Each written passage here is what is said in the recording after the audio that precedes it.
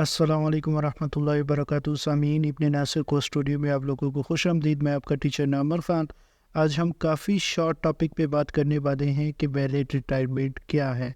तो चलिए स्टार्ट करते हैं। वैलिड रिटायरमेंट को खलवत सहीहा भी कहा जाता है। खलवत से मुराद अकेलापन, तन्हाई, और सहीहा से मुराद सही। ठीक है, इस्लामिक टर्मिनोलॉजी में वैलिड रिटायरमेंट को खलवत सहीहा कहा जाता है। इससे मुराद ये होता है कि शौहर और बीवी को एक ऐसा माहौल प्रोवाइड कर दिया जाए कि जिसमें लीगल, मॉरल या फिज़िकल कोई भी रुकावट ना हो उनके लिए, कि वो मैरिटल रिलेशनशिप कायम कर सके, तो हम उसे वैलिड रिटायरमेंट कहते हैं। अब वैलिड रिटायरमेंट क्यों ज़रूरी होता है, इससे हम चाहते क्या हैं? बेसिकली वैलिड रिटायरमेंट का जो कॉन्सेप्ट है कि जिसका मकसद, पर्पज़ ऑफ वैलिड रिटायरमेंट ये है कि कंज्यूमेशन ऑफ मैरिज को एज्यूम या असर्टेन किया जाए।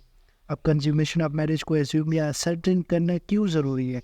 क्योंकि कंज्यूमेशन ऑफ मैरिज होने के बाद बहुत सारे राइट्स जो होते हैं वो पैदा हो जाते हैं। ठीक है, क्या हो जाते हैं? बहुत सारे राइट्स पैदा हो जाते हैं मियाँ बीवी के दरमियान। अगर कंज्यूमेशन ऑफ मैरिज नहीं होती तो वो राइट्स पैदा नहीं होते। तो इस चीज़ को एसर्टन करने के लिए, कंज्यूमेशन ऑफ मैरिज को एसर्टन करने के लिए, हम वैलिड रिटायरमेंट का एक कॉन्सेप्ट है कि मियाँ और बीवी को अलहदगी में कुछ वक्त बिताने दिया जाए। अब इसकी एग्जांपल मैं ऐसे दूँ, अगर कंज्यूमेशन ऑफ मैरिज हो जाती है और औरत तो मियाँ और बीवी सेपरेशन चाहते हैं तो इद्दत परफॉर्म करनी पड़ेगी औरत को। अगर कंज्यूमेशन ऑफ मैरिज नहीं हुई तो औरत को इद्दत परफॉर्म नहीं करनी पड़ती। वैलिड रिटायरमेंट की एसेंशियल एलिमेंट्स हमारे पास प्राइवेसी है। कोई फिज़िकल, मॉरल या लीगल बात नहीं होना चाहिए। अगर इन केस इनमें से कोई चीज़ भी कम हो जाती है या मॉरल या लीगल बार आ जाता है तो उसे हम खलवत फसीदा कहते हैं। ठीक है, अब जब कंज्यूमेशन ऑफ मैरिज को हमने सर्टेन कर लिया और कुछ लीगल राइट्स रिक्रीट हो चुके हैं, तो वो कौन कौन से हो सकते हैं? महर कन्फर्म हो जाता है, महर का देना ज़रूरी हो जाता है।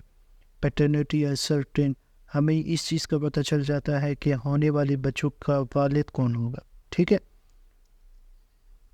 इद्दत पीरियड परफॉर्म करना ज़रूरी हो जाता है औरत के लिए। अगर इनके हिसाब से परेशान हुई तो अनलॉफुल कंजंक्शन, जो हमने अपनी लास्ट वीडियो में एफिनिटी के हवाले से पढ़ा था कि बीवी की सिस्टर और उनके जितने भी मतलब जो रिश्ते ताल्लुक़ के बेस पे बनते हैं उनसे आप शादी नहीं कर सकते। एक एग्ज़ाम्पल सिस्टर की हो गई तो एट अ टाइम फिर आप उनसे शादी नहीं कर सकते। और right of residence and maintenance मिल जाता है औरत को। ये क्यों मिलता है? क्योंकि कंज्यूमेशन ऑफ मैरिज हो चुकी है। ये कंज्यूमेशन ऑफ मैरिज के बाद मिलता है। और वैलिड रिटायरमेंट का मकसद ही यही है कि हम एज्यूम कर सकें कि कंज्यूमेशन ऑफ मैरिज हो गई है। अब चलते हैं सुन्नी और शिया स्कूल ऑफ थाट्स की तरफ। ये आप याद रखिएगा कि वैलिड रिटायरमेंट का जो कॉन्सेप्ट है वो सुन्नी के यहाँ है। शिया के यहाँ वैलिड रिटायरमेंट का कॉन्सेप्ट शुरू से एग्जिस्ट ही नहीं करता।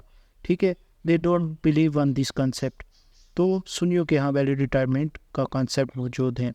उम्मीद है कि आपको आज की वीडियो काफ़ी इंटरेस्टिंग और इन्फॉर्मेटिव लगी होगी और आप पूरी तरह से वैलिड रिटायरमेंट के बारे में जान चुके होंगे। इस तरह से मज़ीद लॉ से रिलेटेड वीडियोस देखने के लिए हमारे चैनल को विज़िट लाजमी कीजिए। इब्न नासिर क्लासिक सब्सक्राइब कीजिए, अपने दोस्तों के साथ शेयर कीजिए, लाइक कीजिए, शेयर कीजिए। मिलते हैं नेक्स्ट वीडियो में, तब तक के लिए अपना ख्याल रखिए। अल्लाह हाफिज़।